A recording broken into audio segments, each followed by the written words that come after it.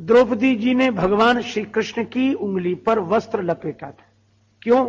श्री कृष्ण की उंगली में चोट लगी, रक्त बह रहा था, और श्री कृष्ण की उंगली के बहते हुए रक्त को देखकर शोक सत्य भामा कियो रुक्मणी रोई धाय, बांधन को पट खोजती पटरानी अकुलाए, तब लग देवी द्रौपदी ने देखे यदुवीर, अंगुरी बांधन को तुरत चीर्यो अपनो चीर।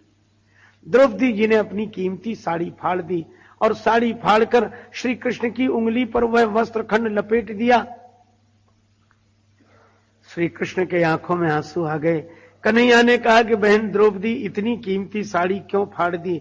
धन्य है देवी द्रौपदी। वे कहने लगी, प्यारे घनश्याम, यदि काम आवे आपके तो काढ़ दूं नसों को, ये तो रेशम के धागे हैं, और धागे भी साधारण, इनका कौन मोल करे, न दुल्हन के जोड़े हैं न दुल्हा के बागे हैं।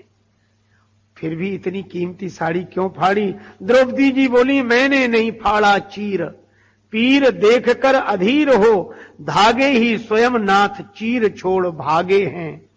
अब वो धागे हैं अभागे, जो बढ़े नहीं आगे, भाग उन्हीं के जागे जो उंगली पे लागे हैं। वो धागे तो अभागे हैं जो आगे नहीं बढ़े, भाग्यवान तो वो जो उंगली पर लगे।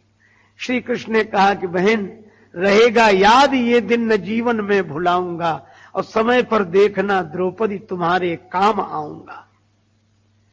और द्रौपदी जी ने जब पुकारा, श्री कृष्ण, दुशासन मेरी साड़ी खींच रहा है।